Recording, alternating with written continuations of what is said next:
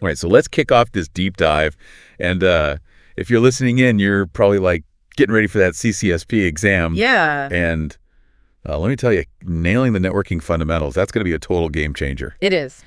So today we're going to like extract all those core concepts, the stuff that'll not only like help you ace the exam, Right. but also like actually stick with you when you're out there, doing real world cloud security stuff. Absolutely. Cloud security, it's all built on top of solid understanding of how networks work. Right. It's not about, just memorizing a bunch of definitions. It's Yeah. about really getting how data flows, where the vulnerabilities are, and how those security measures actually work within a network. You Yeah. can't secure what you don't understand. I love that. Yeah. So, okay, where do we even begin with this whole, network security foundation? I know TCP/IP and the OSI model, those are like, essential. Right. But sometimes I'm like, is it alphabet soup? What is going on? Yeah, I get it. It can be a little overwhelming at first, but Yeah. let's break it down. Okay. TCP/IP.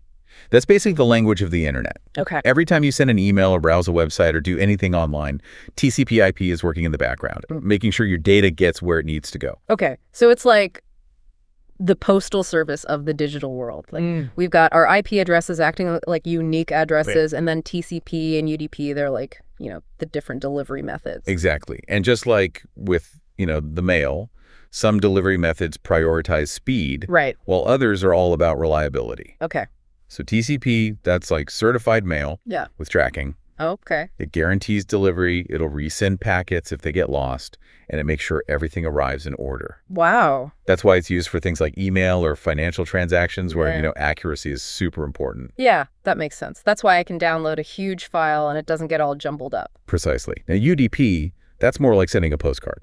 Okay. It's fast and lightweight, but it doesn't guarantee delivery. This is perfect for real-time applications like video streaming or online gaming, Right. where a few dropped packets won't ruin the experience. Makes sense. But a delay would be a nightmare. Oh, for sure. Yeah. So for those speed critical things, like it's better to just risk a little loss than to deal with that lag. Right. Okay, but what about this whole three-way handshake thing? Where does that fit in? The three-way handshake. Yeah. So that's how TCP establishes a secure connection before any data is actually exchanged. Okay. Imagine it like this device A sends a SYN signal basically saying, hey, want to chat. Uh-huh. Device B responds with a SYN ACK, which means, sure, let's talk. Okay. Finally, device A confirms with an ACK and boom, Oh, you've got a secure channel. gotcha. So it's like a secret knock to make sure you're talking to the right person. Right. Okay, but how does this actually impact security? That's where it gets interesting. Okay. See, understanding this process is key to grasping things like denial of service attacks. Oh. Attackers can flood a server with SYN requests, overwhelming its resources and preventing legitimate connections. Oh, wow. So by understanding how this handshake works, we can, like, better defend against attacks that try to exploit it. Exactly. Makes sense. But, okay, let's move on to this whole OSI model thing. I've heard it's super crucial for understanding networking. Yeah. But honestly, it just feels like a lot of layers. The OSI model, it is definitely foundational, but let's think of it as like a framework for organizing all those complex networking processes. Okay. Imagine it like building a house. Uh-huh. You start with the foundation, Okay. then the walls, then the roof, and so on. Okay. Each layer builds on the one before it. Okay, I like that analogy. Yeah. So walk me through these layers. Great. What's at the very bottom, like the foundation of this networking house? At the bottom, we have the physical layer, the literal nuts and bolts, cables, signals, all that tangible stuff. Okay. Above that is the data link layer, making sure data transfers reliably between devices on the same network. Think of it as making sure the rooms in a house can talk to each other. Right. So we got the physical connection and like the local network chatter going on. Right. What comes after that? Next up is the network layer. Okay. This is where IP addresses come in. Okay. This layer is all about routing those data packets across different networks, like sending a letter from one city to another. Oh, It's the postal service of our internet house. right. So that's where those IP addresses we were talking about earlier, they really come into play. Exactly. Routing traffic between networks is pretty important. Crucial. And right above the network layer, we have the transport layer. Okay. This is where TCP and UDP manage the conversation between systems. Gotcha. This layer ensures reliable data delivery and manages things like flow control and error checking. Uh-huh. Imagine it as the communication protocols between people in different houses. Okay, so the transport layer is all about making sure the message gets delivered correctly and without any errors. But what about like the higher levels? What's going on upstairs in our internet house? Now we're getting into the layers that deal more directly with the applications and data. Okay. The session layer manages the connections between applications, making sure they stay in sync. Uh-huh. Think of it like setting up a phone call between two people. Okay. The presentation layer translates data into a format both systems understand. It's kind of like a language translator. Gotcha. And finally, at the top, we have the application layer. Okay, the application layer. That's what we actually interact with, right? Yeah. Like our web browser, our email client, all that good stuff. Exactly. This layer is where the magic happens for users. Yeah. It provides the interface for us to access network resources and use all those applications we rely on. Wow. So it's like we're standing at the top floor of this networking house with a view of the entire internet. Yeah. And that's why understanding the OSI model is so valuable. Right. It gives us that framework for understanding how each layer contributes to the overall functionality and security of a network. All right. I think I'm starting to get the hang of this whole OSI model thing. That's like a blueprint for how all the pieces of this networking puzzle fit together. Yeah. But now I'm curious, how does this model actually help us with cloud security specifically?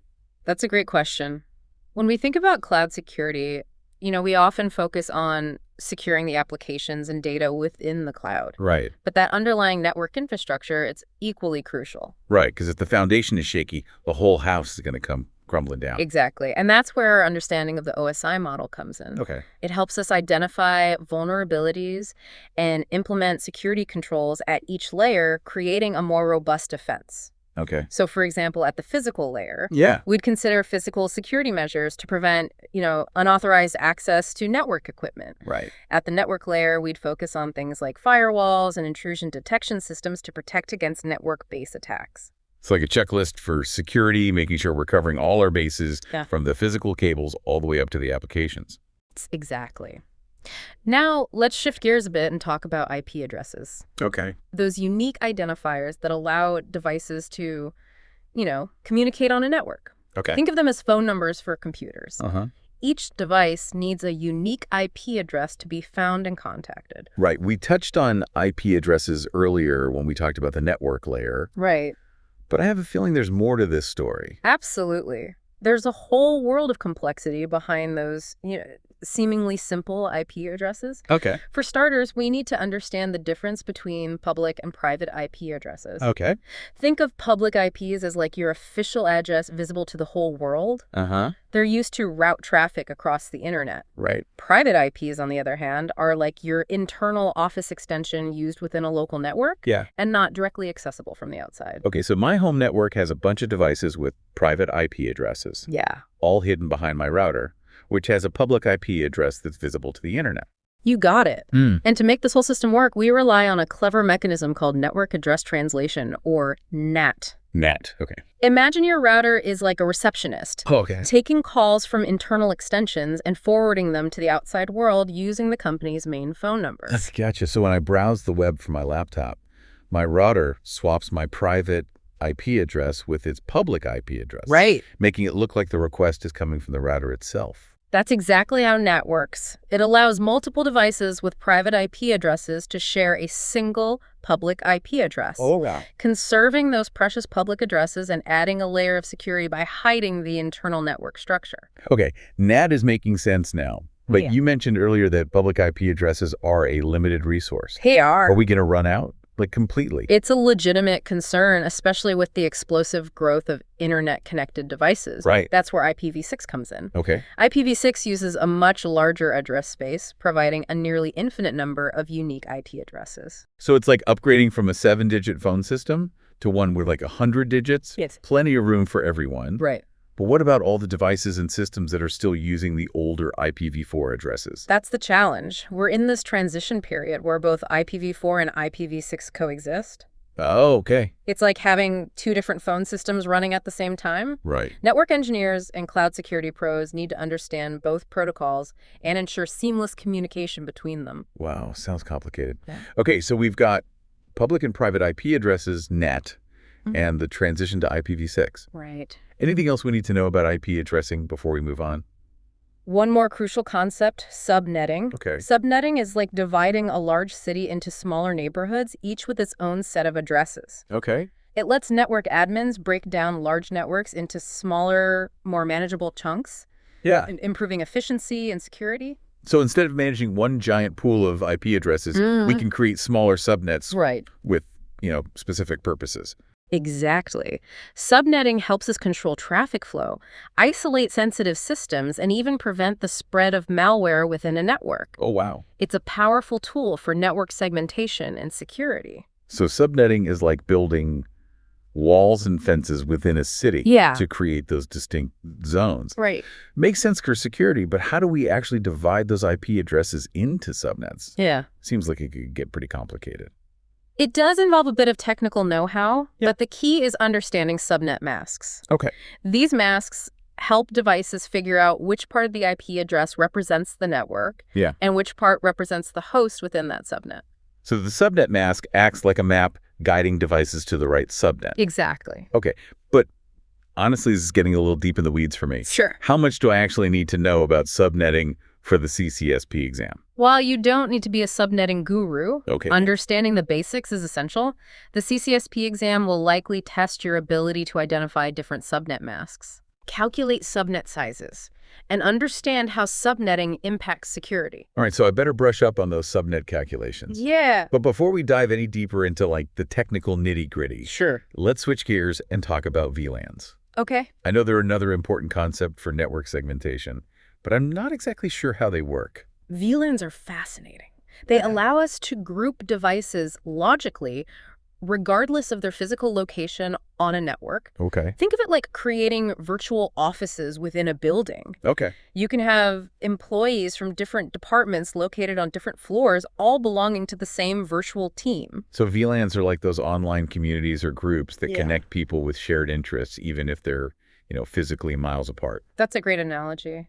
And just like online groups, VLANs can enhance security by isolating traffic within specific groups. Huh. For example, you could create a VLAN for sensitive financial systems, separating them from other less critical devices on the network. So if hackers break into one virtual office, they can't just access everything else on the network. Exactly. VLANs help contain breaches and prevent that widespread damage. Okay. I see how VLANs add another layer of security by creating those virtual boundaries. Right. But how do they actually work? Do we need special hardware or software to create these VLANs? VLANs are typically implemented on network switches. Okay. The switches are configured to recognize and manage different VLAN tags, Yeah. ensuring that traffic only flows between devices that belong to the same VLAN. So the switches act like virtual bouncers, Right. enforcing those VLAN boundaries and keeping traffic contained within the designated groups. Precisely. That's pretty cool. Hey. But how do we decide which devices belong to which VLAN? That's where the network administrators come in. Okay. They configure the VLAN settings on the switches Okay. and assign devices to specific VLANs based on factors like department function or security requirements. Right. So it requires some careful planning and configuration Yeah. to set up those VLANs properly. But it sounds like a powerful tool for enhancing network security and organization. It is. We've covered a lot of ground today, from the OSI model to IP addressing, subnetting, and VLANs. My brain is definitely getting a workout. I bet. But remember, all these concepts are interconnected and build upon each other. Yeah. By understanding the fundamentals, you're developing that solid foundation for tackling those complex cloud security challenges. I'm feeling a lot more confident about those networking concepts now. Good. But I'm still curious. How does all this knowledge actually translate into real-world cloud security scenarios? Like, how does understanding subnetting or VLANs help me protect data in the cloud? That's where it all comes together. Yeah. Think about a cloud environment, like a massive interconnected city. Okay. Each of these networking concepts we've talked about, they all play a role in building and securing that city. Okay, I like that. So how do things like subnetting and VLANs, how do they actually translate into protecting data in this cloud city? Let's take subnetting. In our cloud city, subnetting lets us create distinct neighborhoods, Okay. each with its own level of security. Right. You might have a super secure zone for, sensitive financial data, Right. a separate zone for customer information, Uh-huh. and another zone for public-facing web servers. Yeah. By segmenting the network like that, Yeah. we can control the flow of traffic Right. and limit the damage if one zone gets compromised. So if hackers get into one neighborhood, Yeah. they can't just waltz into all the others and steal everything. Exactly. Subnetting helps contain breaches and prevent that widespread damage. It's Yeah. like a fundamental principle of defense in depth. So it's like those security checkpoints you see within a city, Yeah. limiting access to certain areas. Right. Okay, what about VLANs? Where do they fit into this whole cloud city analogy? VLANs are like creating virtual neighborhoods within our city. Okay. Imagine secure office buildings where only employees with the right badges can get in. These buildings could be physically located in different parts of the city, Right. but they're all part of the same virtual network. So even if those buildings are, spread out across the city, they're still connected securely within their own little virtual bubble. Precisely. VLANs allow us to group devices logically, regardless of their physical location. Yep. This is super valuable in cloud environments Right. where resources can be dynamically provisioned and moved around. Right, because in the cloud, things aren't always static. Right. Like servers and applications can be spun up and down in different locations. Yeah. So VLANs help us maintain that security, even in those dynamic environments. Exactly. This is all starting to click now. Good. I'm glad to hear that. And remember, understanding these networking concepts isn't just about passing an exam. Right. It's about building the skills to design and implement those secure cloud solutions out there in the real world. Absolutely. It's like we've been given the blueprints and the tools to build our own secure cloud city. Now it's up to us to use those tools wisely and create a secure and resilient environment. Well said. And as you continue your CCSP journey, remember security is an ongoing process. Yeah. Be curious, keep learning, Right. and always be on the lookout for new threats and vulnerabilities. I like that. Great advice. Yeah. I think we've covered a ton of ground today, We have. from TCP/IP and the OSI model to IP addressing subnetting and VLANs. Yeah. It's been like a whirlwind tour of networking fundamentals, It has been a deep dive. for sure. But I hope you found it, valuable and insightful. I hope so. Definitely. I feel like I've gained a much deeper understanding of how networks work Good. and how these concepts are, crucial for cloud security. And for anyone listening who's prepping for that CCSP exam, Yeah. remember, don't just try to memorize definitions. Right. Try to really understand the why behind each concept. Absolutely. Connecting those dots and understanding the practical implications, that's what's going to set you apart. Well said. Well, I think it's time to wrap up this deep dive. Thanks for joining me on this networking adventure. Of course. It was my pleasure. And to all you future CCSPs out there, keep learning, keep practicing, and best of luck on that exam.